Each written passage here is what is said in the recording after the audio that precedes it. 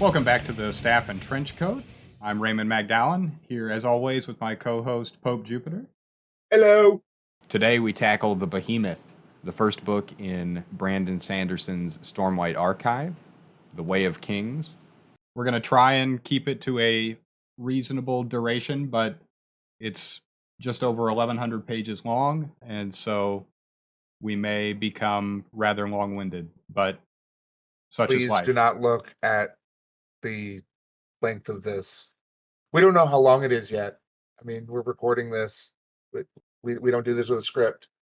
No script. So we don't know how long this is going to be, but you do, dear listeners. So buckle in. Yep. So just before, as a little bit of pretext, I guess, to the discussion, you actually finished the book via Audible like several weeks ago now, yeah? A couple weeks ago, yeah. And so I was reading it in the way that I always do on Kindle, and I just finished the last 15-20%, give or take, this afternoon. And so it's fresh in my mind, and you had just asked me, well, what did you think of it?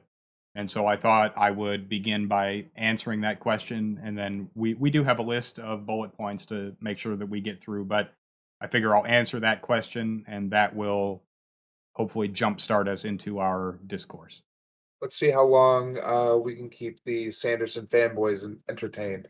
Yeah, well, let's suffice it to say, I can't count myself among their number. I have read the first book in the Mistborn series, and I believe half of the second novel before I fell off. I thought it was fine, mid. I enjoyed it. It was fairly long, but not unreasonably long, as The Way of Kings is. And so when you asked me, well, do you want to do a Brandon Sanderson book?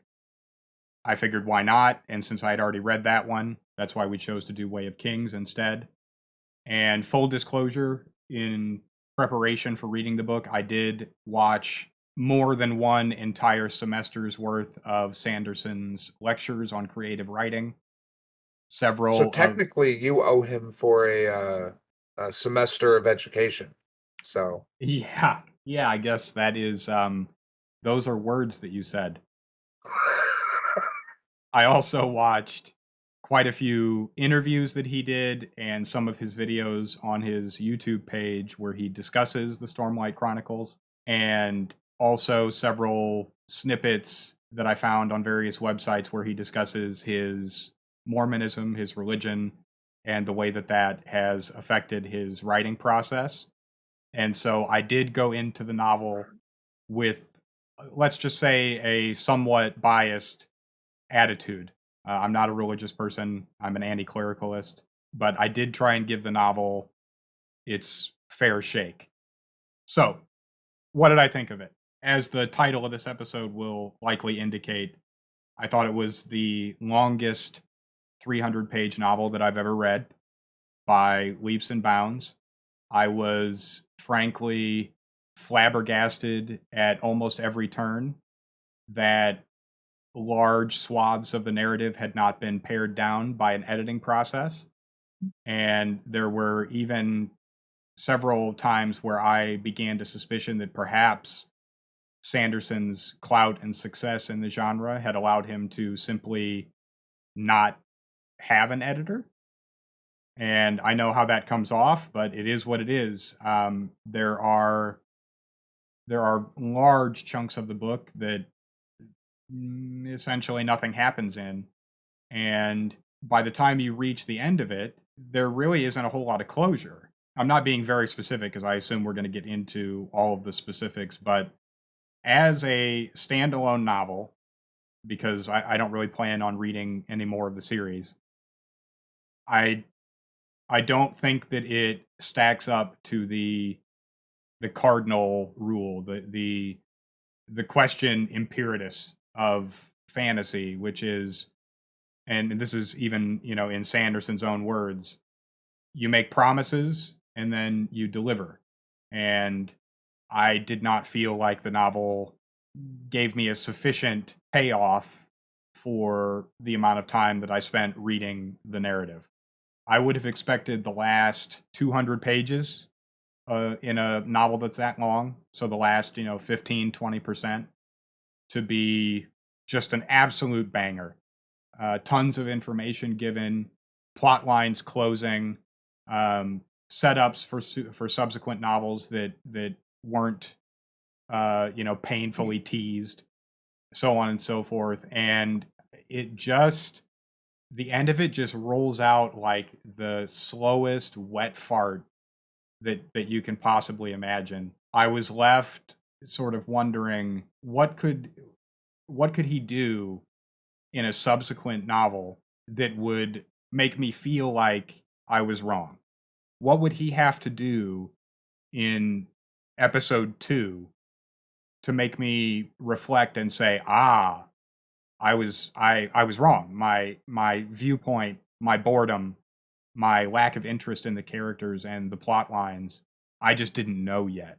If I only knew then what I would know after reading this second book, I would have cherished every moment that I was reading the first. What would he have to do to accomplish that in the second, third, fourth, however many books there are in the series? And I have to say the task that would lay before him to accomplish that, for me personally as a reader, I think is nigh impossible, insurmountable. I agree. It's just, I mean, you hit the nail on the head when you described this as the longest 300-page book. Entire chapters are just set up for background. Like, literally, there are hundreds of pages devoted to something that a worse author would have covered in a chapter, maybe 2. Yeah, or just a one page prefatory, chunker at the beginning of a chapter here and there. That is one thing I will say about Sanderson. When he wants to give information, he has no issue just laying it on thick with a trowel. But it's all worthless, useless information. I know more about a tiny fly speck village that I don't even know where it is on the map, and I could not care less than I know about how the fucking rest of the system works on Roshar. I believe that is what they use to refer to the planet, to the Yeah. world. So yeah, it would be like it's the classic first part of a series mistake, which some people make, where they write a series and they don't answer any questions. They leave all the threads open, all dangling, and they're like, "Hi, you'll have to come back for the sequel." And it's like, no, I just don't care. I mean, unless I've definitely seen series where there was a character or something that was interesting that made me, continue, but that's rare. And generally, if you do this, you got to keep coming back for the sequel, then I know it's going to be in part 2. You're going to answer some questions, but you're going to ask more and leave those dangling, and it's just going to be this endless. Which, it's fine if you do that well. I'm confident that, let's assume, for the purposes of this thought experiment, that the second book in the series is just a fucking banger. He doesn't do any of the shit that he does in the first book. It's just a page turner, action, information given, etc., etc. The plot lines move, all of that. I think I could read generously a 1,000 to 1,500 word Wikipedia plot summary of the first novel and just be good to go. It would certainly go faster. Yeah, but I mean, 1,100 pages. And I'm confident that you could just read a synopsis and just not be lost. I think you could summarize it easily. Okay. I guess here there be spoilers. Yeah, from here on out, we'll be discussing the narrative proper. I mean, just to make it clear, we've kind of dispensed with the idea of doing a spoiler-free review. We just kind of are like, yeah, we like it, and or we don't like it. As you know, we're 2 for 3 in picking. Well, you are 0 for 2 in picking good books. I am 1 for 1. So We will see how my streak continues next week. So far, Trenchcoat wins. Yes. So, how would you? I don't know if you asked me this, or what would you say the elevator pitch of this book is? Because I can't figure it the fuck out.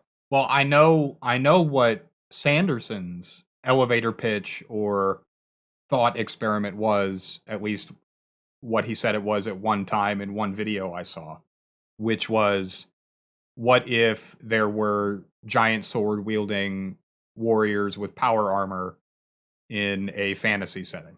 My dude, that's just a fantasy setting. That's just a fantasy setting. Yeah, well, it is what it is. Now, if I had to try and condense it into just, one sentence, I would say a world with a hard magic system that is occluded by intense mythology and the lapse of time, describing the way that various cultures try to prepare for a mythological apocalypse that Get out of is here, kid. foretold. You're Get out of wasting my here. time. Get out of here. I mean, yeah, it's a book where basically we spend, what are there, 6 parts? 7 parts? Something like that. I don't remember the number. We spend all of them basically just meeting people. What are the relevant moments? I think the prologue is important. We don't know why yet. I mean, this book would be like if the Fellowship of the Ring ended before the Fellowship was formed. Yeah, the last chapter is a bunch of people walking in to meet with Elrond. Yeah. Because like we find out what the Way of Kings is, like obviously it's the title of the book, it's the title of a book in universe.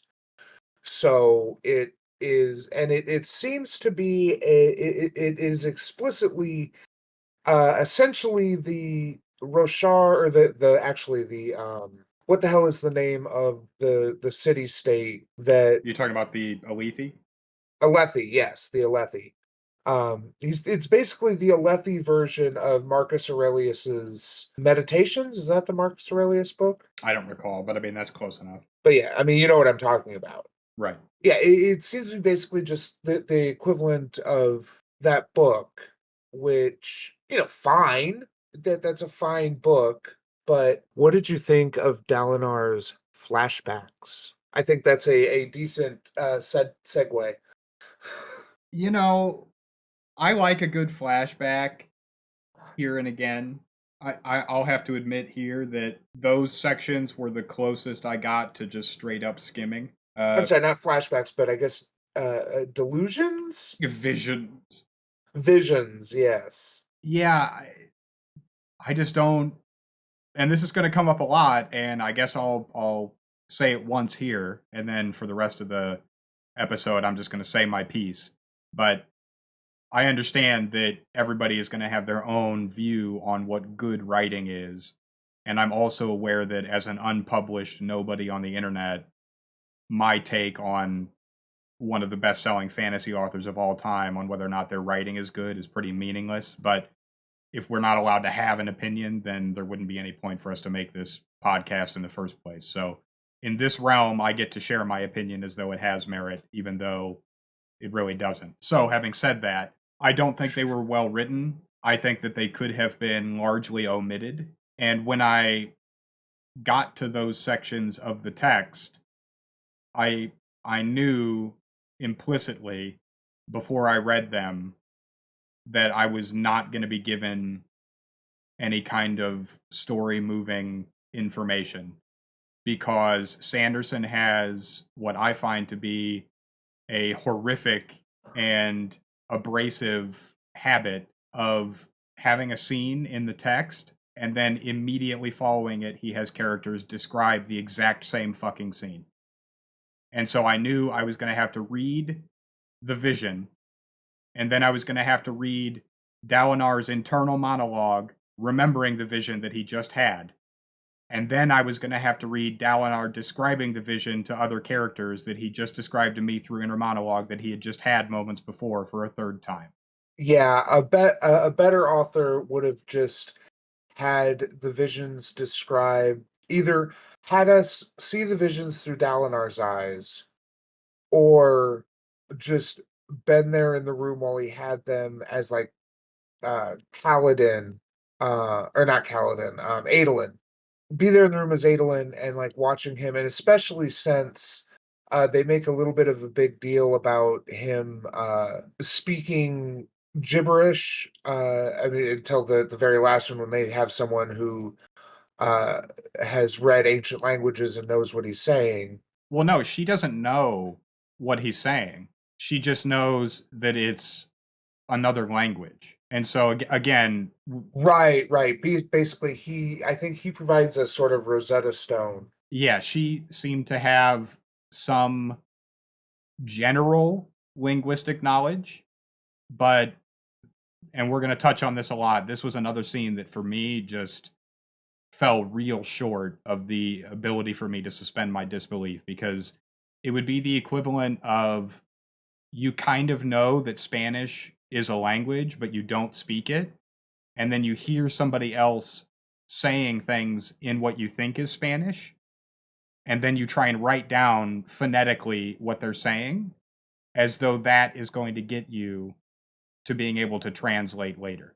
Right, because it's they're she's saying the gibberish he's saying sounds like this written phrase we have, Right. right? I believe it was essentially that. Yeah, like she repeats it, she makes the same sounds, but Because that's it not was a necessarily song or something that there was a song that they did not have a translation for. And right. Dalinar repeats a phrase from it, but in his vision, he is hearing it in his native language, or speaking in his native language. And so she then extrapolates out that, well, if he has coded out this one part of the chant or song or whatever in our language, then potentially you could, as you said, Rosetta Stone the rest of the thing, which I guess I don't know, that seemed pretty questionable.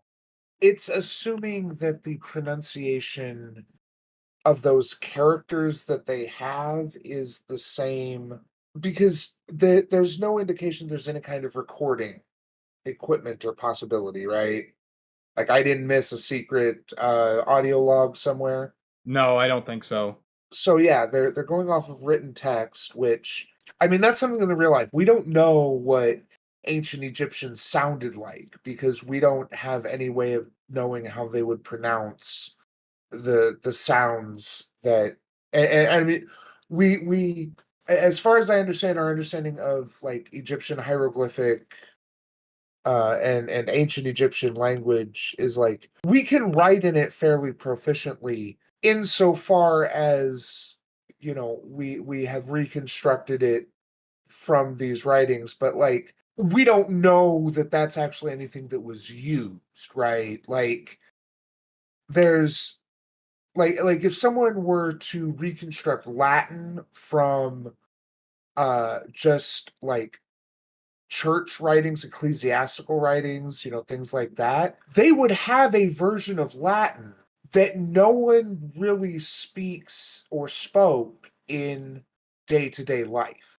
Yeah, I mean, I guess I want to be careful to not open ourselves up to more educated, linguistically minded folks to come in and say, actually. Right. But at the same time, the moral of the point that I was making is the I am a scene. barely educated shaved gorilla, excuse me. I cannot pass as a chimp. No, So too big. do not take anything I say as an educated uh, anything. I am. This is based on 2 a.m. Wikipedia dives while stoned. But the scene just wasn't believable. It just it just rang of, he didn't have a plan and he got to that scene, and so he just imbued the woman. I'm forgetting her name. Is it Navani? Naval. So it was pronounced something like Navalny. Okay, the Um, king's mother. Um, Whatever. it just didn't it wasn't believable to me. And so to round out my answer to your question, I feel like there was a purpose for the visions in the narrative, but he could have executed it in at least a dozen other ways than what he chose to do that would have made me interested in it. The way that he chose to do it, as I mentioned before, with retelling it sometimes as many as 3 times in a row, page after page, it almost made me combative as a reader. And so when I got to those points, oh, you got to be fucking kidding me! Another one of these, and I think that's just universally bad as a writer. If there's a thing that you're doing in a novel that every time readers get to it, they're audibly sighing and wishing they were reading a different part of the book, that's bad. Yeah, there's an old adage. It goes for books as well as games. You want to end right before uh your consumer is and this is not a pejorative use of consumer, but right before your consumer is satisfied. Now, you kind of have to be careful with that because you obviously can overplay your hand, but I think that that is what he has done here is overplayed his hand and made a story that is completely unsatisfying. Yeah, and I want to make sure and get this out so it's in the episode. A question that kept coming to my mind, and that I think that for the purposes of this podcast, when we are dealing with these huge, powerful, popular writers, we should be asking as we're reading, if I wrote this book or some random 25-year-old writes this book and they're unpublished, could they get this book published by Tor or by any other major publishing house as a nobody? And I would think unequivocally, absolutely not. There is no chance in hell that somebody that wasn't already in the position that Sanderson was in could get this novel published. Maybe, maybe if you came with a duology that is a complete, I mean, you would have to find someone at Tor who's willing to sit down and read like 2,000 pages, which good luck. From my understanding, good luck getting 5 minutes with someone in the publishing industry, let alone getting them to read 5 pages, let alone 500, let alone 2 fucking thousand pages to prove that your story is now. As I'm saying this, I realize that that means that what you need is a punchy and catchy intro, and I will say that prologue kinda did hook me a little bit. Oh, you got to be fucking kidding me.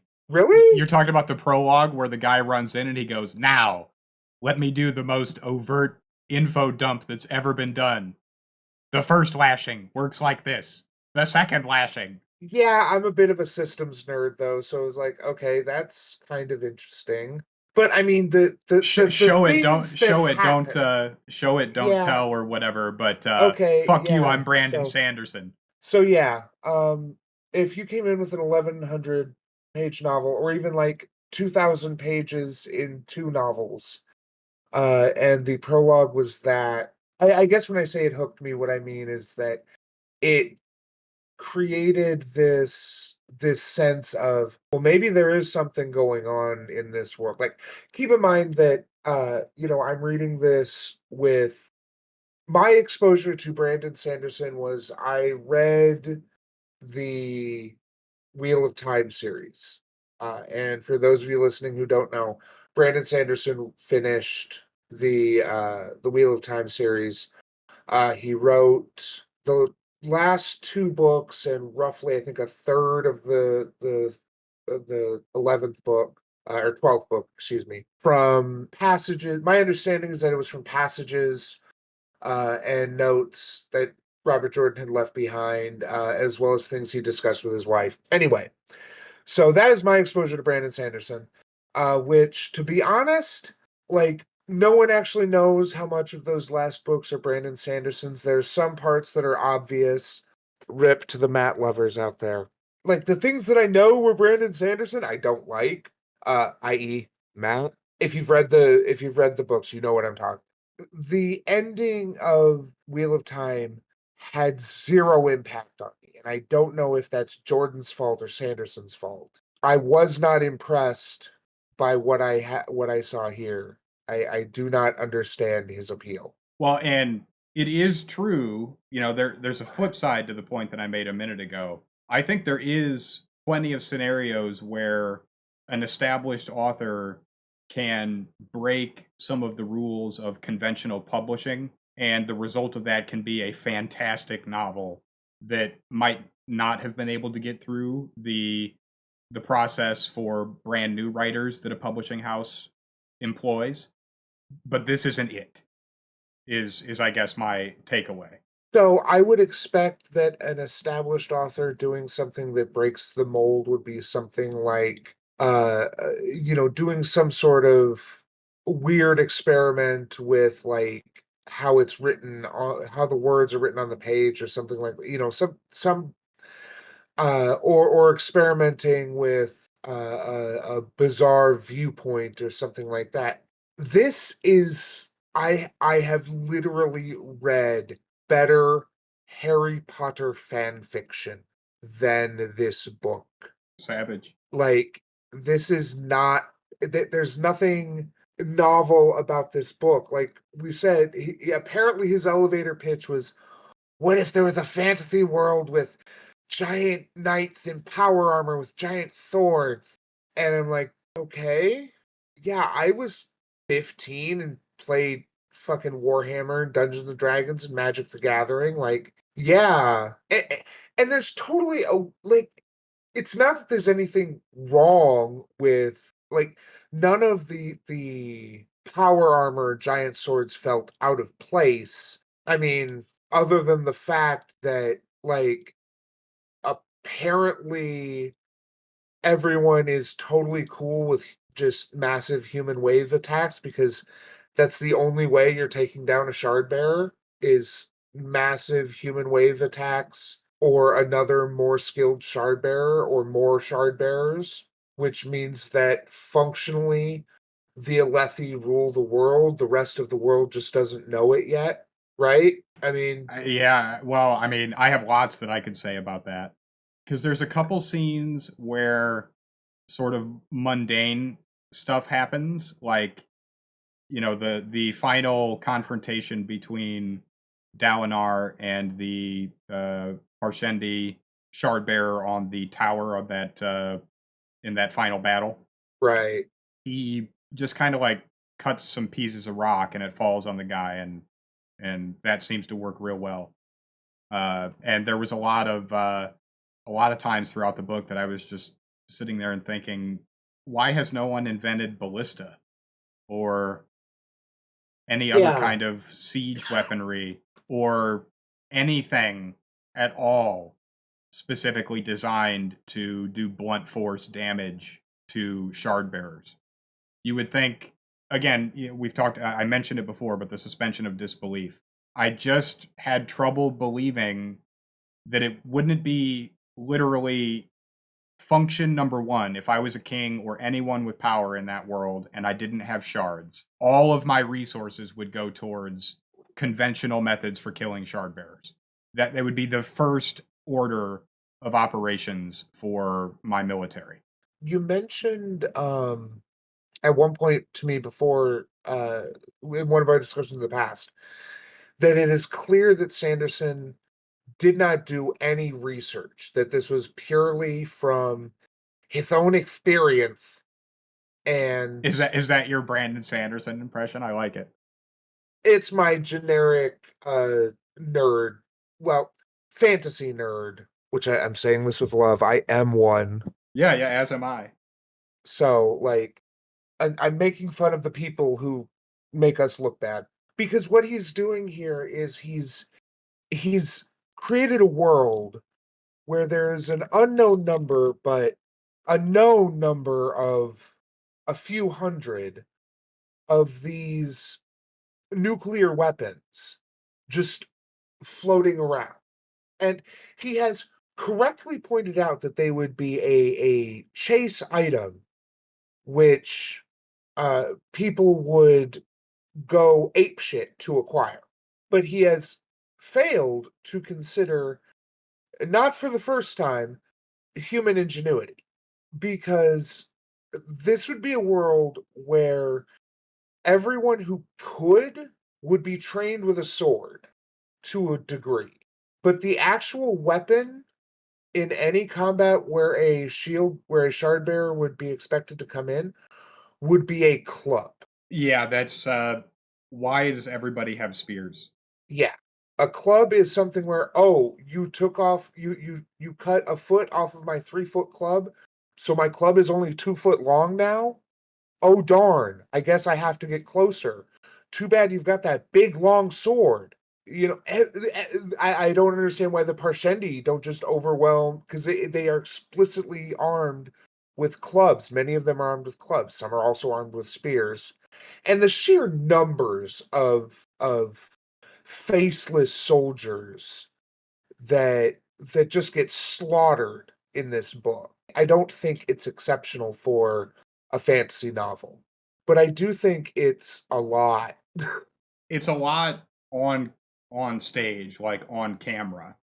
But I mean the total number of troops that are described, just off the top of my head, it's not even as many as like one of the major battles in Lord of the Rings. Right. But those major battles in Lord of the Rings are like end of an era battles. This isn't something that regularly happens or could regularly happen in Middle Earth. There just aren't enough people to field, because that's my thing, is that it's not that any one encounter slaughters too many people for me. It's that every encounter it's that all these encounters have been going on for 6 years. Well, and he uses basically the exact same form for his descriptions of every engagement between a shard bearer and a military, where shard bearer jumps in, shard bearer swings weapon around in high arcs or overhand swings and kills 5 people at once. Describe that 5 times and then move on to the next plot point. It's exactly the same every time.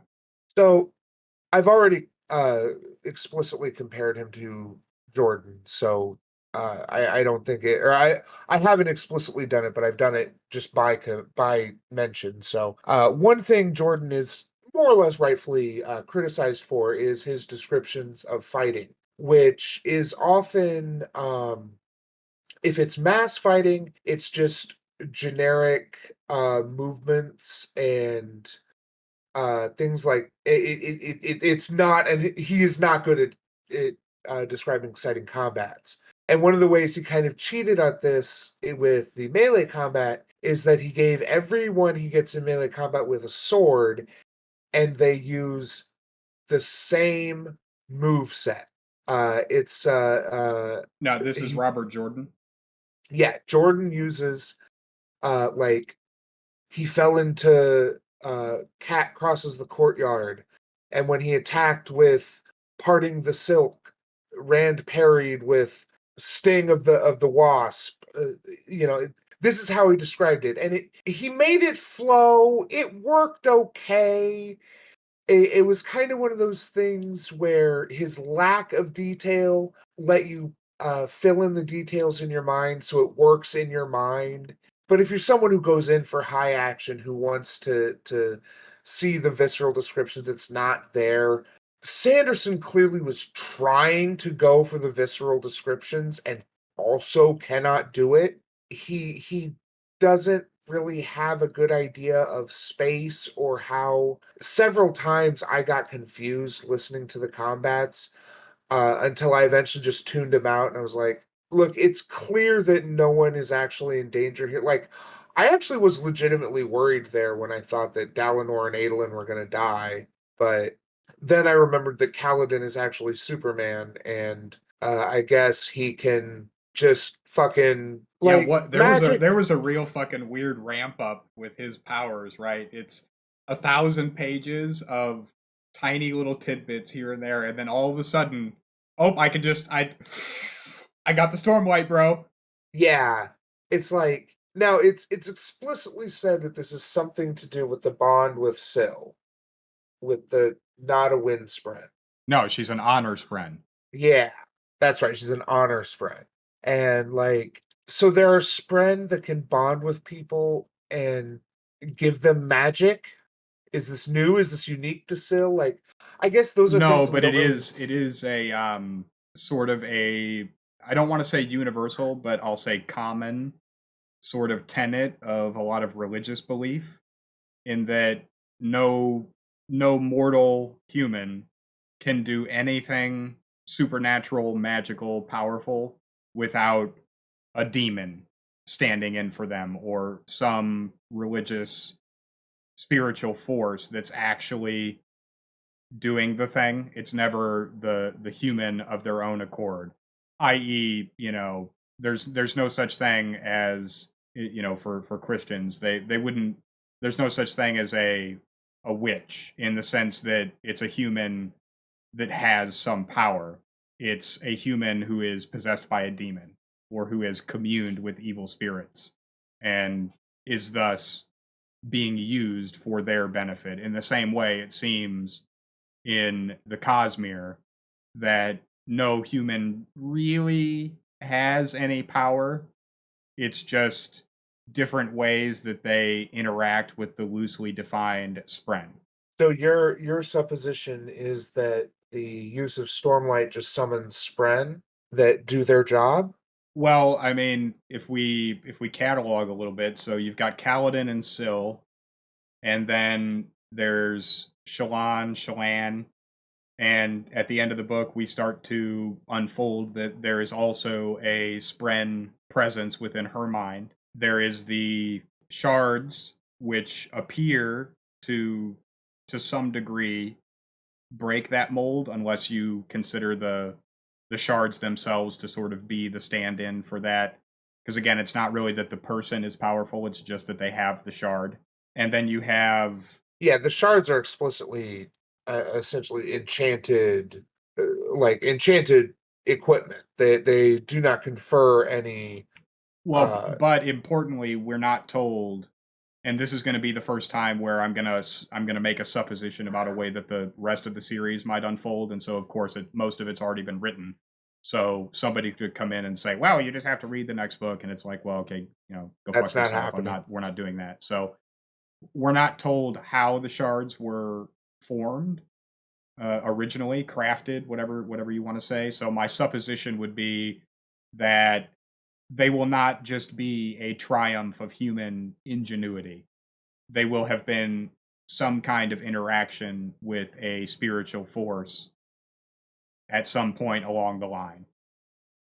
So I guess this is as good a point to ask what you think the Celestial Order, Knights, whatever they. The Knights Radiant. Yes, Radiance. That's right. What do you think they actually were? Well, I'll start by saying I'm a sucker for orders of knights, and exactly this type of backstory or whatever. I use exactly this type of mechanism in my own writing. So I'm not going to toss any stones, as it were, at the concept. However, the way that they are described in the book, like for example, in one of Dalinar, is it Dalinor? Is the last bit of his name OR? Because I thought it was AR. I thought it was Dalinar. Or am I replacing his name with Dalinar from another book? You may be replacing with another book because I'm pretty sure it's pronounced R, Dalinar. All right, well we'll just go with that. In one of his visions, some of these Knights Radiant, they literally, beam in like the fucking Power Rangers. And for me that was actually a fairly good scene to sort of, mildly contradict my earlier chagrin with the concept of those visions. I think that there's a way that I could have been interested. However, it just reeked to me of kind of lazy Christian allegory. Yeah. I was more getting at, do you think they were actual angels, or do you think they were? Because I got some feelings early on that this was, and I shared this with you, that this was a Pern situation. Yeah, Uh, I remember you mentioning that. Yeah. so my thought, they kind of seemed like some sort of interplanetary, interstellar defenders. So I think that is the most interesting possibility. But my reading was, I mean, essentially, you have a world where there were the biblical times where the gods fought openly in the world, and the angels fought for the soul of humanity on the open battlefield. And then some events transpired, and all of them abandoned us and went back to heaven, eventually to fight a great battle between them and the forces of darkness. So you have to live a life of honor and you die, and then you go fight the battle in the sky. And then excuse me. And then the Radiants will one day come back, and there will be there will be a night of sorrow. And then there will be the final battle between God and Satan. Oh, excuse me, between the humans and the void bringers. So I want to put a pin in your use of words because I don't want to sidetrack us right now, but I do want to talk about that. The use of alternate words versus not choosing alternate words. Absolutely. But yeah, so like it 100% feels like the kind of story that a group who was either colonists who were left behind by their who something happened and they lost contact with their home, and power doesn't last forever, what have you, they eventually lost with their technology, and or some other cataclysm, and they were forced to abandon their technology and their knowledge of it. I mean, that's kind of one of the things that I've always taken issue with the idea of Pern stories is that, like, unless there is some massive cataclysm where a very small number of people survive a sudden event so they're not able to save things, I don't understand how a spacefaring society could regress to the point where their origins would become shrouded in myth and they would forget that they were a spacefaring society if it's a situation where, like, well, we've lost contact with the home base and the batteries only have another 6 months to last. So we're going to have to make a long term settlement here. And, like, you would write down whatever, you know, I feel like the Radiance as wayfaring space civilization would be fun. I just don't have faith that Sanderson would execute it that way. yeah, that's the other thing is that they're definitely also got the hallmarks of, yeah, these are celestial warriors. They may not actually be angels, but they're, this world's version of angels, so to speak. Or maybe Nephilim?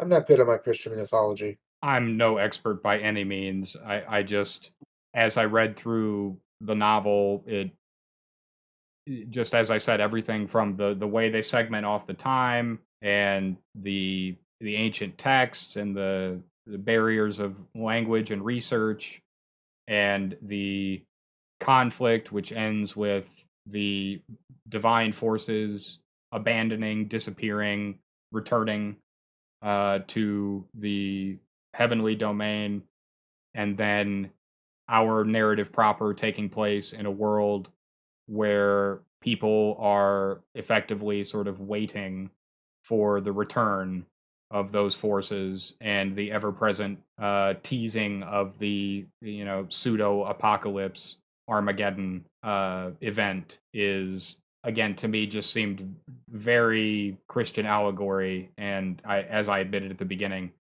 that's my bias. Some readers might really dig that shit. I just don't. It's just not. It's not for me. It doesn't pique my interest. Also, like, isn't it really lazy to well, I guess I'm being a little harsh here to say it's lazy to have your story be about the end of the world, but No, I mean there's some cheese associated with that choice, But I think fantasy is one of the few genres where, as a collective, so to speak, it's sort of allowed for you to take a cheesy set of ideas and riff on them, and your execution of making those cheesy ideas entertaining, insightful, thought provoking is what separates, in my mind, the really good fantasy from the bad. The And difference between camp and cheese is execution, right? yeah, sure. Like, if it's good, it's camp, if it's bad, it's cheese. Yeah, and unfortunately, I don't feel like a lot of the concepts really rose above cheese for me in this case. Although I will say at the end of the book, there were a few scenes that I enjoyed. I liked the resolution of like the scenes, not necessarily the plot, but the word for word scenes where Dalinar finally, or Dalinar finally meets Kaladin, and the discussions that they have. I was more or less pleased with the resolution between Dalinar and the king, Ithokar, I believe. I actually just, I'll just say full stop. I liked the scene with no notes where he goes in and beats the shit out of the king, and then he walks out and just says, "Oh hey, by the way, I'm about to fuck your mom." Yeah, that was a pretty badass scene. That was pretty good. Uh, for me, that was an A plus. I enjoyed it. I laughed, and in fact, while we're on that point, the best line for me in the entire book was uttered by Yasna, and it is after the scene where the priest tries to kill them with the bread. I'm actually pulling it up on my phone as we speak, and she's talking to Shalon, or no, pardon me, this is before the bread, or it might even be in that scene. It's when Yasna and Shalon and the priest are in the room, and he is trying to console her with the bread, and Yasna says, "And what?" Yasna asked. "Absolve yourself? I'm sorry I drove you to suicide. Here's some bread." Yes. Yasna had some clever lines. Yeah, Sanderson was able to channel the righteous bitch archetype through Yasna, I think, very well on several occasions, and it was very entertaining. Only it happened like 3 times in the span of 1,100 pages. Right, like, if he can consistently do that, like, I don't think there was really a chapter where Yasna wasn't pretty sassy and snarky. Like, I don't know if her relatively sparing use was because that's all he could write of her, or if that's just all he needed of her. But if he can do that consistently, I would read a book of, like, Yasna's adventures. Oh hell yeah! And again, as we'll say, or I'll say many times in this discussion, if this was a 350 to 400 page book, and there were 3 or 4 really good Yasna quip scenes, and there were 3 or 4 really good Dalinar scenes, and the Kaladin narrative was condensed, we might be sitting here saying like, "Yeah, this is a pretty good fucking book. I'd read one more." Yeah, um, I But mean, it if you but it wasn't. completely rewrite the Kaladin plotline, so that well, do we want to get into that or do we want to return to my pin? You mentioned in your little bit there about the visions or about the sort of the milieu, I guess. That it's not the apocalypse, it's the long it's not the long night. That's Game of Thrones. It's whatever. He's using all these euphemisms for these things that are just obvious. But then he does something like, "We need antiseptic to keep the rot sperm away," and it's like, really, dude. There's no indication that Latin is a word on in the is a language. So, and I do remember we had this discussion off mic. So I know it's not something we necessarily need to get into about whether how granular you want to get in the origins of words. But if you're gonna go to the point of no one talks about going to hell, they go to damnation. There's no gods. I don't think I ever saw the word God or heard the word God in that book, but there is the Almighty, and we worship him. So these moments of antiseptic and there were one or two others that were just so jarring to me, that it's weird, and maybe this is my proclivity. Maybe I'm the weird one in this, but it's just weird to me the way he would may use certain euphemisms, that again, just obvious euphemisms like damnation, almighty, and then he would just use these like very clinical words. It just felt jarring. I admit that didn't bother me nearly as much as it did you. However, when you articulate it in such stark juxtaposition with his use of stand-in words and euphemisms, it's one of those things where it leads me to believe that it was an intentional choice on his part, but he doesn't give you any indication in the text as to why in some cases there's a euphemism used, but in specifically it seems like it's in relation to Kaladin's surgeon background that he forgoes any use of those euphemisms and just uses modern language. Yeah, and maybe he's setting up something because the surgeons are all from Cabranth, and Cabranth has the biggest library. So it could potentially be setting up that the surgeons are that again, if we're assuming this Pern type story where they're the descendants of spacefaring people or people who were influenced by spacefaring people, possibly from Earth, then it could be a subtle hint at that. Like that would be pretty wild. Like that would be insane to have them use words like antiseptic or hemorrhage. That was the other one. He said he's hemorrhaging instead of bleeding, and like that is both a very clinical term and also a term, a very earth term. It's just not something that I guess it depends on how granular you want to get, but like it's not something that really fits with English. So linguistics is weird, but anyway, so that would be wild to have a world that is the descendants of colonists or people who were under the protection of people from Earth, and to hint at it in the words that educated people use. Like that would actually be kind of a wild and interesting thing. I don't think that's what happens here. I don't think Earth exists in the Cosmere, but that would be interesting. Yeah, I mean that could be interesting. I admit I'm much more on the apathy side of the spectrum on this particular issue. Yeah, and this to the opposite side of the coin where I become apathetic is the use of ology and ography by Yasna. Like that just completely passed unnoticed by me. I didn't even think about that. But I mean that's basically the same thing as antiseptic or hemorrhage. It's something brought to English an older language that has completely transitioned and been adopted into English because that's how English works. Well, and I don't know if we've talked about this as such, certainly not in relationship to the Way of Kings. Did you enjoy his use of, Stormfather or so on and so forth, his stand ins for curses? I did, but I do have a soft spot for fantasy curses. Okay, because here we just, we disagree to the maximum possible extent. I hate it. I can't stand it. I just say fuck.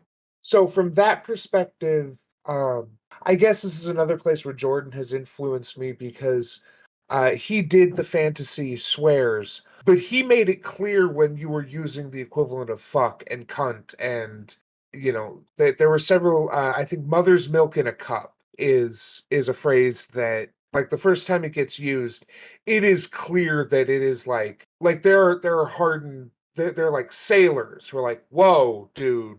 There are, as we pointed out, even in this book, we can find examples where clearly the author is making conscious decisions about where to be intentional about their use of modern language. And I always found it infantilizing that fantasy authors would always use these stand in swear words, but then in almost every case, with maybe the exception of the great masters, your Tolkien, etc., there would be other instances where their linguistic command or their choices would be more laissez faire. And I guess I always assumed it was either they were afraid that they wouldn't be able to get it published if they used traditional swear words, or they were writing down to me as a reader, thinking that I didn't, that I shouldn't be reading such words if it was a YA novel, so on and so forth. And so I always view it as baby talk. Yeah, I definitely get where you're coming from there. I do wonder how much of this is influenced by the early days, particularly for science fiction, but you're talking mostly about fantasy. No, in fact, like one of the most egregious uses of this tactic was the adaptation of Battlestar Galactica on the Sci-Fi Channel, where they used the word frack in in place of fuck. And I can remember, I guess I would have been 19, 18 or something at the time this show was going on. And I can just remember sitting there and thinking, just use the bleep sound or the real language. They're all the other things they say are just standard, regular old English. And then for whatever reason, they threw in this baby talk stand-in. Maybe a little bit too personal for the scope of this podcast, but when I was a kid, my brother was fond of using stand-in words for curse words. So if he wanted to, say to my mom something that was not appropriate that he would get in big trouble for, he would just choose a different word and put that in. And I didn't like it then. And it reeks to me of the same thing where it's the author kind of pulling you aside and saying, like, here's a word that I made up, but what I'm really saying is a swear word. We're transgressing together. Yeah, I was thinking more it's a throwback to the days of magazine publishing. Although maybe that's like when to get published in a magazine, you maybe couldn't do that. But generally, if you're publishing fantasy stuff, it was like you were those were pulp rags anyway. But maybe fantasy has more because the roots of fantasy go all the way back to fucking Well, the roots of fantasy go all the way back to the Gilgamesh. yeah, story traditions. Yeah. Like, as far as modern fantasy literature, most people look at, Tolkien and Lewis, and those guys strike me as the kind of people who it is beneath you to use such language. Yeah, I mean, there's some of that, but a good example of one that I enjoy is The Magicians, which is by I can't remember. It doesn't matter. It's kind of an Americanized. There's some Harry Potter influence there, and when the main character figures out he's going to be a wizard, his response is, "I'm going to be a fucking wizard." Yeah, that's how, someone in 2023 would react to that, for sure.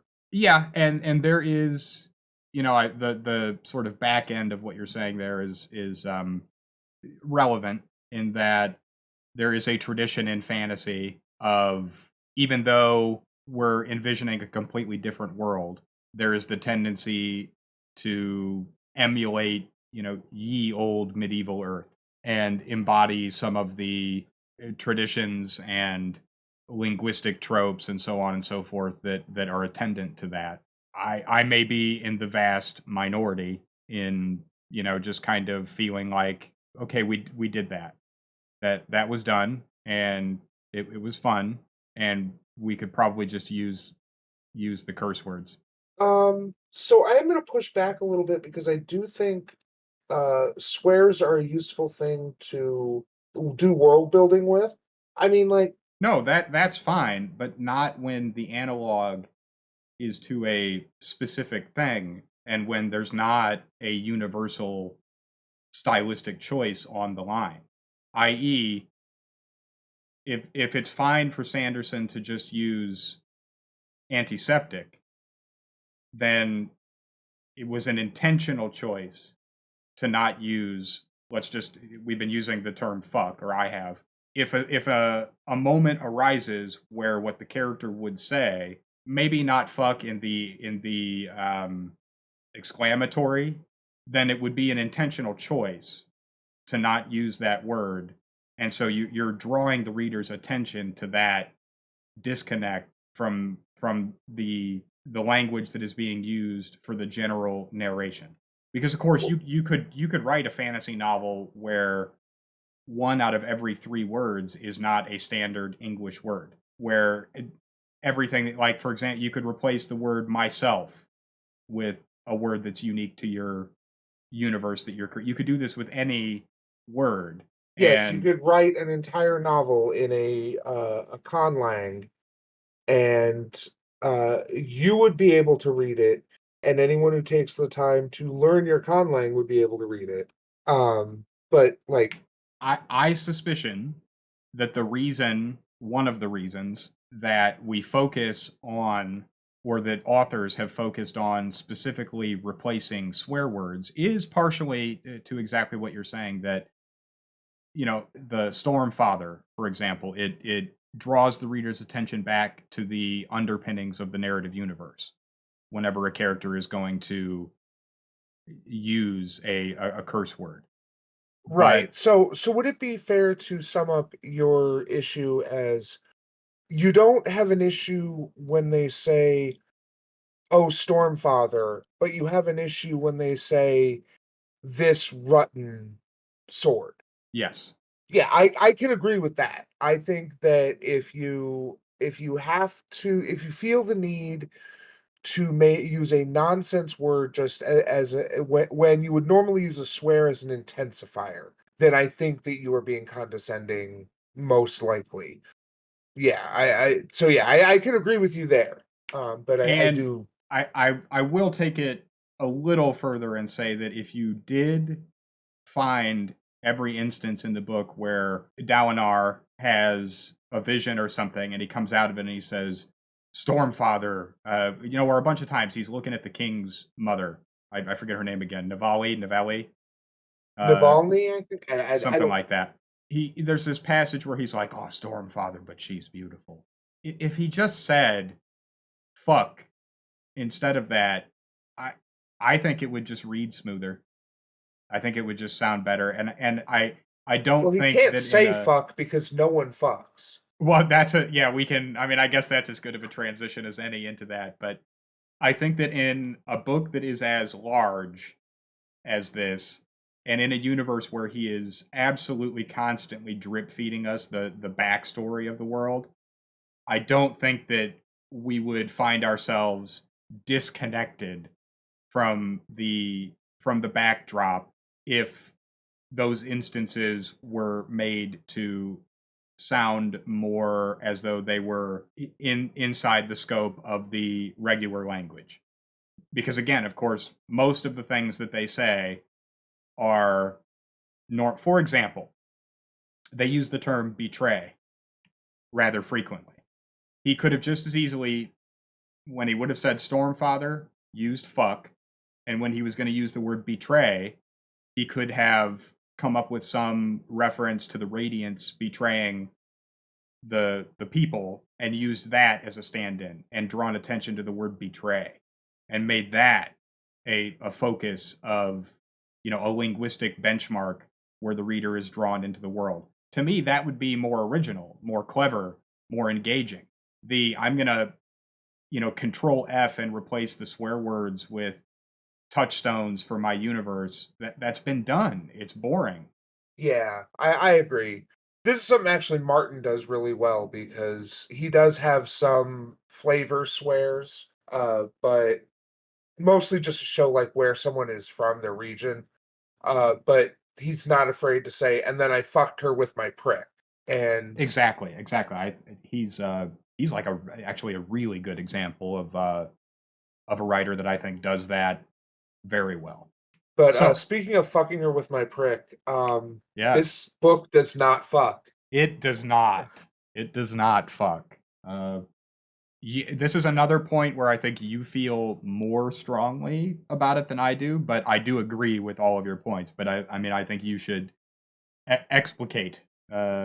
or elaborate on that point first, and then I'll kind of, come in.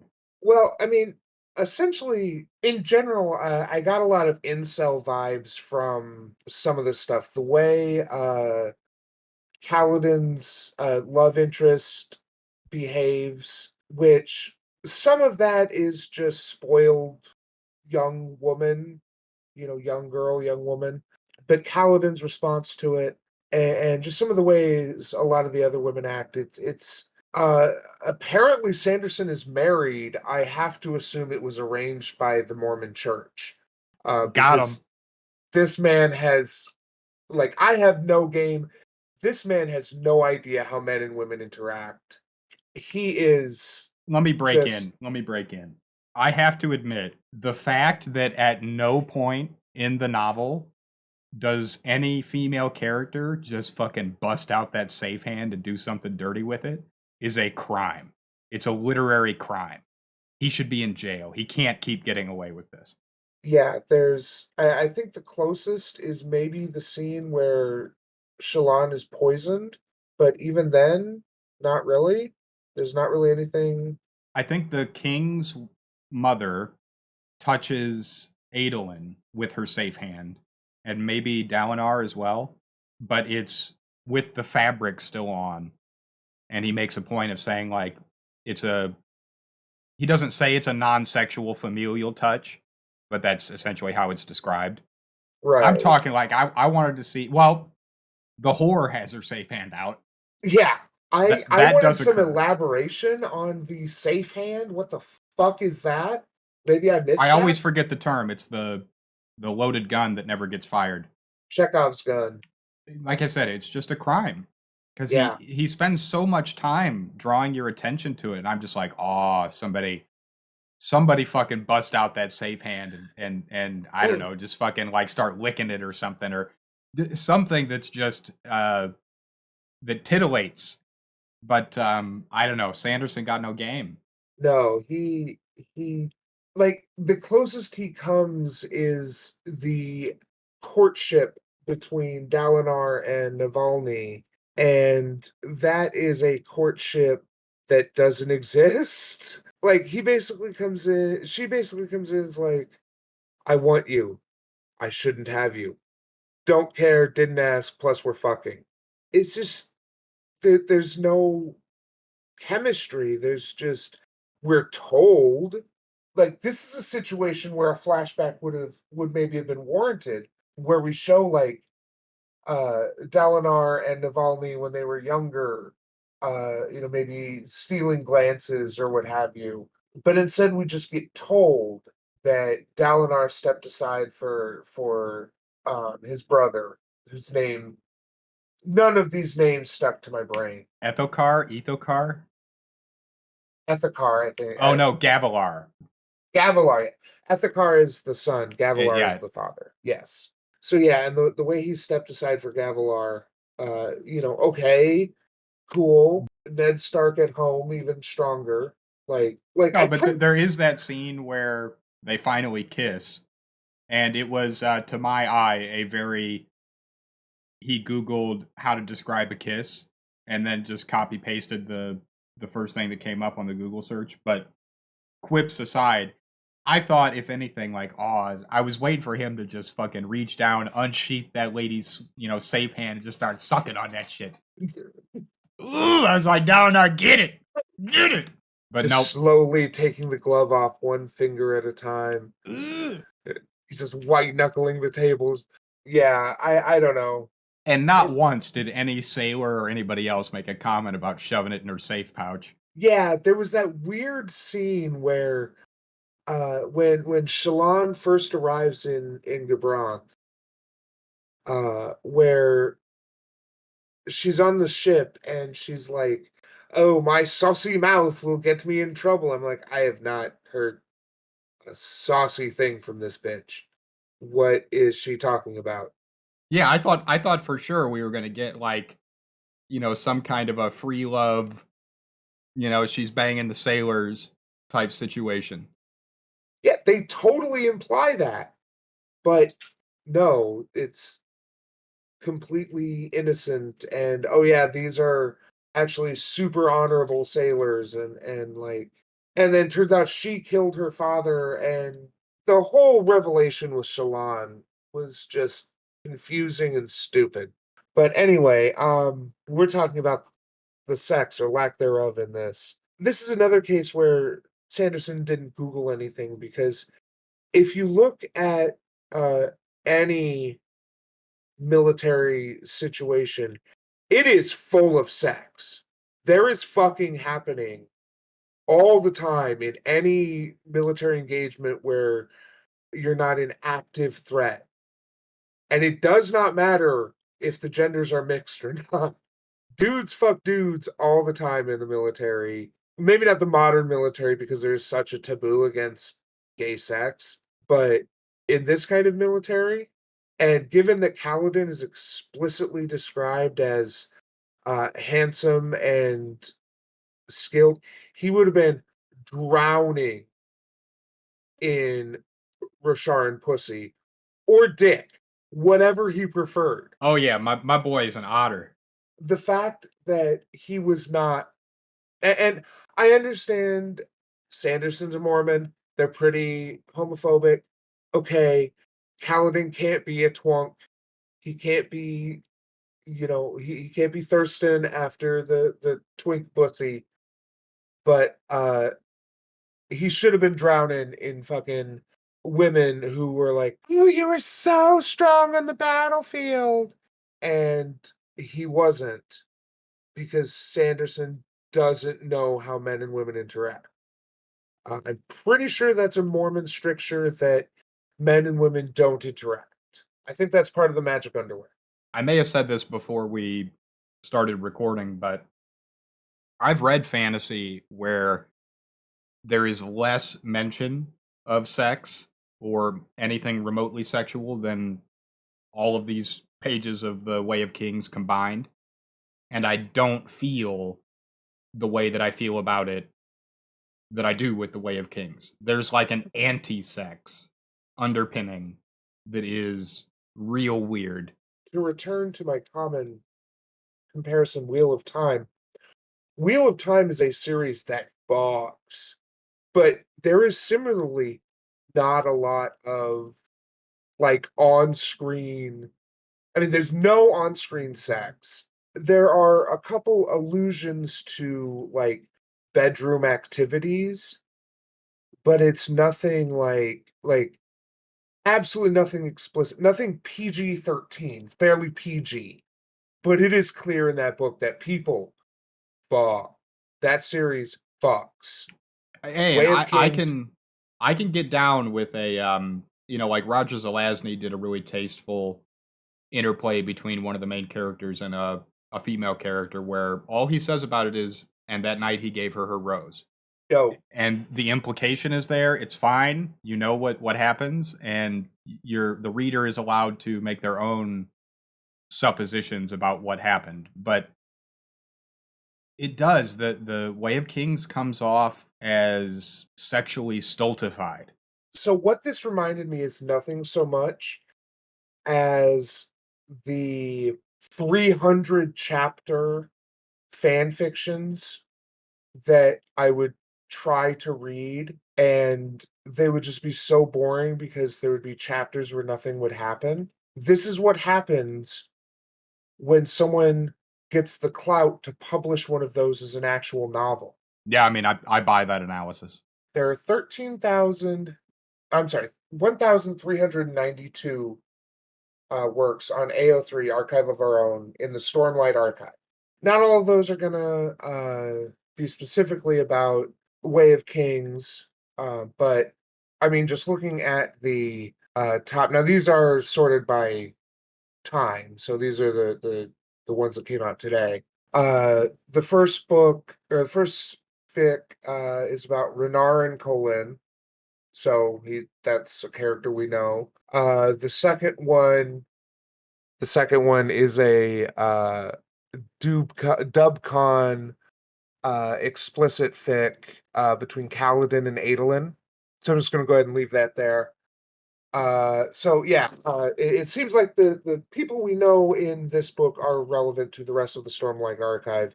where in the fan fiction they fuck. But there are definitely in those 1400 stories, there is definitely something that is exactly like this book, but better with more sex. And I guarantee in these 1400 books, there is a lot of sex. All of it is bad. All of it is poorly written. Yeah, but I mean, as long as A somebody's lot of tonguing. Kaladin Adolin. A lot of Wow, Kaladin Adolin. really? So I go to the relationship tab. There is 218 Kaladin Adolin, 180 Shallan Adolin, 124 Shallan Kaladin Adolin, 85 Shallan Kaladin, and then it's Renarin. Must be a new character, Well, and I mean, Verlaine. he has the setup for good smut, right? Because you can spit roast her, and then she can have her safe hand in the air, and they can be both messing with. I mean, there's good stuff that could be happening in the Cosmere. Oh yeah. If there's one thing fan fiction has taught us, it is that humans are filthy. Yeah, and my understanding is this series purports to be an adult fantasy novel. It's not aimed at teens. This is for adults. And so I feel like for an adult fantasy of 1100 pages, and with so much focus on the safe hand thing and the gender roles and so on and so forth, I would have expected much more actual implications at the minimum. But for my money, I would have expected actual written depictions of some transgressive sex acts, and I am disappointed that I didn't get them. So one of the interesting things I've actually learned scrolling through these fan fictions is that apparently, Adolin and or Shallan is a radiant, and apparently Kaladin is a windrunner. Like they're used as titles. So yeah, Oh, you mean like spoiler wise? right. Shallan and presumably then Yasna is a radiant, which means that radiants are like a genetic thing? But also connected to the Spren. Right. Well, wind running is connected to the spread, which I believe, if I remember correctly, Shen describes himself as a windrunner. Well, no, there's a at the end of the book, there's a whole scene with Shallan and Yasna where Shallan is communing with the Spren in her mind, and it's saying to her, "You have to give me a truth." That's right. And then she does like the full reveal, even though it had been teased before that she murdered her father. For inadequately explained reasons. Yeah, well, not explained at all. Yeah, that was my thought. Which also brings into question, like, so why did she? This is an issue when you have something that is happening inside their own mind, and it doesn't make sense when you realize. So wait, she was there when he was killed. So does she know about? Like, are we going to find out that actually? Well, no, she doesn't know how to soul rend, soul Soulcast. soul cast. She doesn't know how to soul cast because she's trying to do it. So like she was not part of that with her father. So like No, but she does have the shard blade. you mean the soul caster? Nope. Shallan has a shard blade. She almost summons it in the alleyway scene, I and then completely missed that. That makes sense. so she killed Daddy Dearest and took his weapon. Okay. Conceivably, I I guess that was my supposition. no, that fits. That makes sense. Because I remember during that scene, she was saying she had a weapon concealed, but she didn't want to reveal it to Yasna, and I was like, okay. So what, like you've got a illegal knife or something?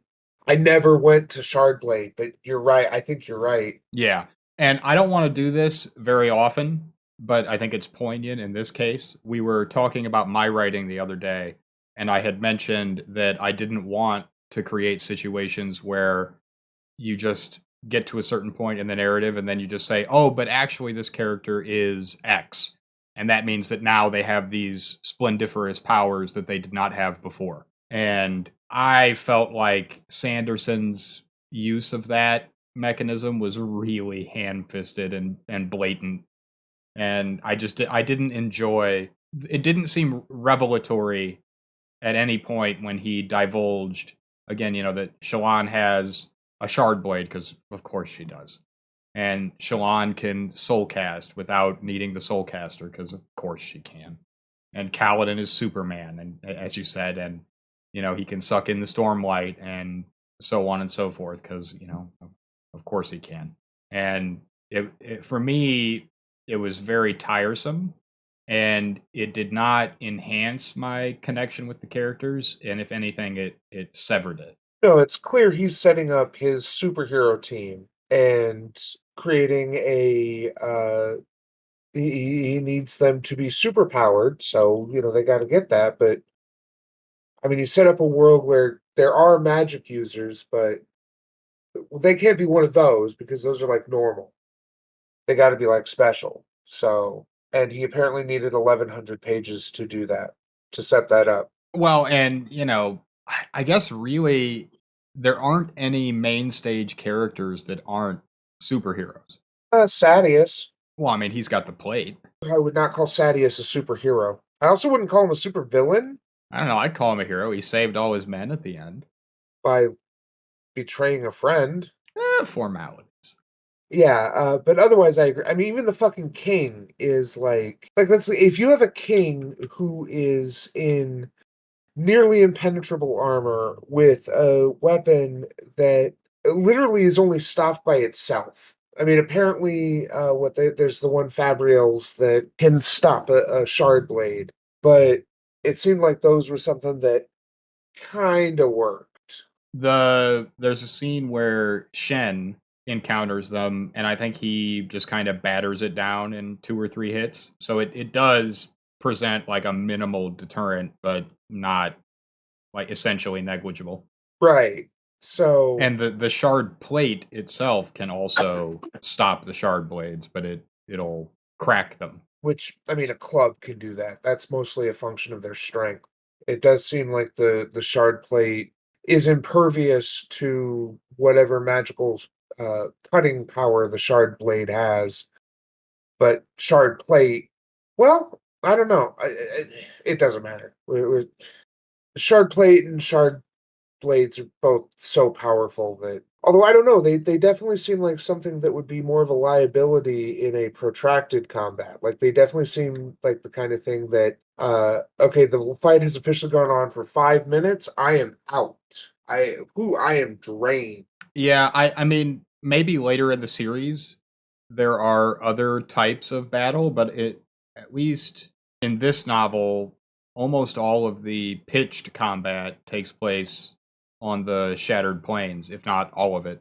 I don't want to speak 100% because maybe there was one scene or something where a small battle happens somewhere else, but I could see in other scenarios where you might use the shard plates and shard blades in other ways that are more creative, but at least in the way it's set up with the combat on the plains, it does kind of seem like they just jump in, slaughter a bunch of parshmen, and then try and get the fuck out before they get swarmed.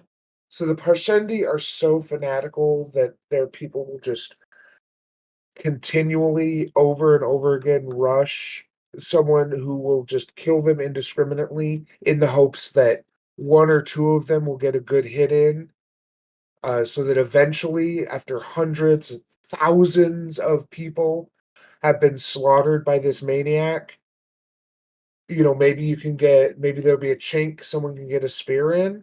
Like that's part of why I don't understand. There doesn't seem to be any kind of morale on the Parshendi side because how are the Parshendi able to do that much damage to Adolin and Dalinar before their own shard bearer shows up? Are they really just rushing at them? Because you'd think they'd be able to just, all right, you stand on one side of this group of soldiers, we'll stand on the other, and like We'll leave. We're gone. Do you all want to die? Like every single one of you in the front row is going to die. Like maybe one of you gets a hit in, maybe you make a crack, but all of you are going to die. There was some implication that and maybe this is me reading into it, but that the Parshendi are artificial. Well, wasn't the reveal at the very end of the book that the Parshendi are the Voidbringers? Right, but in a way that implies that the Voidbringers are something other than demons straight out of hell, which I don't buy. That means that they are demons straight out of hell that we somehow enslaved, and also there is a massive society of on the other side of the planet. Well, that's as good a time as any to maybe turn our conversation a little bit towards our bullet list and discuss the attitudes toward hierarchy and slavery in the text. Absolutely. So hit me up. Well, I mean, he clearly thinks that hierarchy itself is good and natural, which, I mean, he's just wrong there. At least a kind of rigid hierarchy, like is demonstrated here. And from the moment I heard that they were trying to say that, well, the we used to be ruled by a theocracy called the hierocracy because he doesn't want to actually explicitly say a theocracy is bad. But now that we have properly put the priests in their place, I mean, it only took like 400 or 500 pages for him to say, well, was it really so bad? Do we really have it any different under the light eyes than under the hierocracy? So that's fun. But also, he doesn't really seem to understand what a slave is, or he is deliberately misunderstanding it because I've never known a slave that got paid, for one thing. Like, it's one thing to say, "Oh, yeah, yeah, you're getting paid, you're definitely paying off your debt." That's definitely a thing that is happening. But the fact that they can go up and actually get their wage is as apparently pitiful as it's supposed to be, well, that means that they're not slaves. They're getting compensated. Like, this is me being nitpicky. It doesn't matter if they're actually getting compensation. Like they can't leave, but they can apparently just set up a fire pit and start cooking. Which, I mean, yes, even slaves in the antebellum South were able, they were able to do their own cooking and that kind of thing. But it it just feels like he didn't understand the gravity of the situation he was creating with regards to Kaladin and the bridge crew. There very much was a feeling of, especially with the bridge crew, yeah, we're slaves, but hey, this ain't so bad. Yeah, especially once they got into the nightly stew rituals and training, and they built that cohesion. Like it was pretty clear that, well, apparently, it's actually not so bad when you've got camaraderie and a magical force field that protects you from getting wiped out every run, which we will definitely be discussing the bridge, but I think we're on the hierarchy now. Right. Well, so my question is, do you think that the narrative is making an argument about slavery or a commentary on slavery, or is he just using slavery as a thing, as a tool within the narrative to just achieve the aims that he wants to achieve for the storyline itself? Do you think there's a relevant political discourse on slavery that's happening in The Way of Kings that we might extrapolate into a thought provoking thing that we could analyze in our 21st century? I don't think so. I don't know that he thinks so either. There's definitely a big part of it is that he expects completely superhuman things from these slaves. Even ignoring the impossibility of carrying the bridge. Like assuming that carrying the bridge was like something reasonable, like they're dragging a wheeled bridge, and somehow that's more reasonable than a beast of burden carrying it. Whatever the case may be, they're doing some sort of physical exertion as a bridge crew. To be then forced to spend hours, even if getting in and out of the cavern is not out of the chasms isn't physically onerous, it's still time and energy expended going through and searching the chasms for items. We expect to do that and then get a couple hours of sleep, maybe more, maybe less, depends on when you got to go on because you're on duty every day. Like that's just not something that the human body would be able to keep up with if it was in physical condition, peak physical condition, and was given proper care and nutrients. You just wouldn't be able to do that every day. You'd be able to do it for a few days, sure. A week maybe if you're in good shape and ready. But at some point you just need to rest. And so there's already that expectation of extreme superhuman endurance from these slaves. The way that they're treated is apparently there is a massive population because they're not treated as in any way their lives are not treated as any value for the slaves. I mean, even for the common soldiers, for the most part, but especially for the slaves. Yeah, they seem to.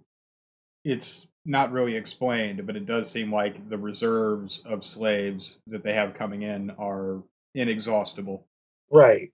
Which, yeah, okay, I could believe that every month or so there's a shipment of maybe a couple dozen slaves tops. I mean, that's still kind of a lot of people, but that's reasonable. But you're talking about 40, 50, 60 people getting wiped out in a single battle. And there being battles like every day or every other day. Yeah, I don't know. I'm of two minds because on the one hand, he presents the slavery, as you said, in a way where we feel the lack of sanctity of life, the disregard for their safety, but on the other hand, it just doesn't feel accurate to the way that you would expect the morale of the people to be or the level of control that the masters would need to exert in order to prevent riots and slave revolts, etc. It's just another one of these instances where I mean, I think you mentioned this when we were talking about this before. The first time a slave starts doing anything that even resembles organizing the other slaves, that slave immediately gets an arrow in the neck. Like, oh yeah, I mean absolutely the Kaladin should have been murdered. I don't know, I by page like 200.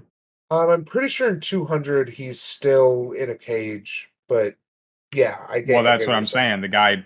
The guy probably should have just killed him then, because that's sort of that's one of the threads that runs through Kaladin's narrative in the story is his ability to just brazenly intimidate the the masters in the slave master binary that Sanderson creates, and the responses of the people in the role of the master does not to me reflect any kind of reasonable expectation for the way those characters might behave. And so I'm not inclined to be able to suspend my disbelief because I just don't. I mean, doesn't Kaladin like he burns the guy's map when he's in the cage and so on and so forth, and doesn't he physically assault one of the slavers? I think so. He tears up the map. Yeah, Um, whatever. And he had been known to try and escape before and so on and so forth. And even though there's not any good reason, they just kind of keep him alive. And maybe that could make sense if it was difficult to acquire slaves. but Yeah, it doesn't seem like that's the case. keeping Kaladin alive makes no sense given that you're just funneling men into, because Kaladin is not the kind of person to just meekly carry a bridge to his death. Like he's clearly still has some spirit in him, although there are like 17 chapters devoted to his depression. He either would have legitimately had the spirit beaten out of him. Like this is how slave systems and societies work. Slaves with spirit don't keep the spirit long. They either die or get their spirit broken. That's literally why these systems persist, is because they're very good at spotting those things and stamping them out. Branding, there wouldn't be a dangerous rune. He would just be dead. It's again, Sanderson didn't Google. Sanderson didn't do any research. He just said, "Oh, I know how I would deal with an unruly slave. I would brand him as dangerous and send him to worse detail. And then I would continue sending him to worse detail until I found a detail that was deadly and certain to kill him. So I certainly wouldn't execute a slave. I do consider them people, of course." Well, and of course he's Superman, and so it is what it is, I guess. But he's constructed a civilization that seems to pretty much run on slavery. It's embedded in just about every facet of their society, but evidently they're just really bad at it. Well, I mean, where do the Parshmen come from? Are there Parshman breeding facilities? Are there Parsh women chained to a birthing bed, and every 10 months or so the lucky Parshmen get to come in and get busy with the Parsh women, and then they make more slaves that get pushed out into society. Like the way the Parshmen work, honestly, that's kind of why I assumed why I got the vibe that the Parshendi were artificial, because it kind of feels like the Parshmen are this like artificial servant race. Right. Well, and I mean, we get the reveal at the end that, of course, we're just waiting for the moment when suddenly they all turn into bloodthirsty monsters.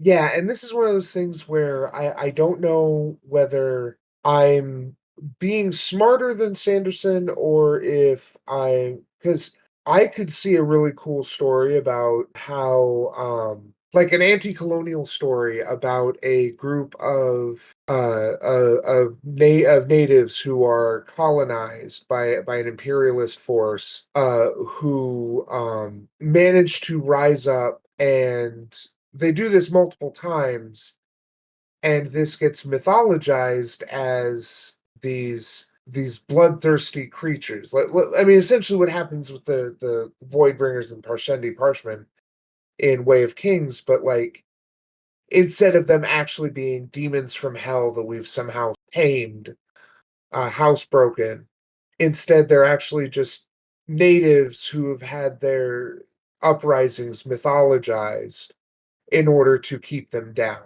to like that would be an interesting story, but instead it's not interesting. It doesn't seem to be going in an interesting direction.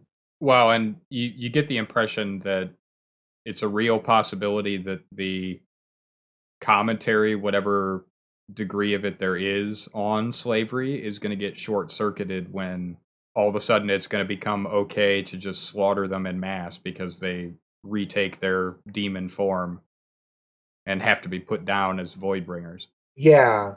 I mean, the subtext of that is that if your slave race rises up, you're perfectly suited to slaughter them. And I mean, I guess that's not a massive step from someone who from slavery to, well, I guess it does seem a little arbitrary to say, well, I keep this man as my bonded servant. He has no choice to leave, and if he doesn't work, I beat him severely. But I wouldn't kill him. That's absurd. He's a human being. I just beat him when he doesn't follow my commands. And sometimes just for fun, I take my anger out at him. But he's still a human. I would never kill him. I guess that does seem a little arbitrary. Yeah, I would agree. So, in summary, Sanderson's take on slavery, weird and unclear. Yeah, I agree. All right, hit me with some gender roles. So apparently it's feminine to read, which is weird coming from a writer. I mean, unless like that would be the kind of thing I would expect you to say, semi-ironically, because I know how ardent of a feminist you are. It's not really something I would expect someone to bake into their fucking world. Yeah, I fear that we're going to end up with kind of the same take as with the slavery, but I'll ask the question again. Do you think that he is actively trying to construct a narrative that makes a philosophical statement about gender roles that we could extrapolate and have a thought provoking discourse about that is relevant to our 21st century world? Hey, thanks for listening. You can follow us on Twitter at Staff Trenchcoat. Look for us on Spotify, iTunes, YouTube, or wherever you get your podcasts. Feel free to shoot us an email at staffandtrenchcoat@gmail.com if you have a book recommendation, and we hope to see you in the next episode.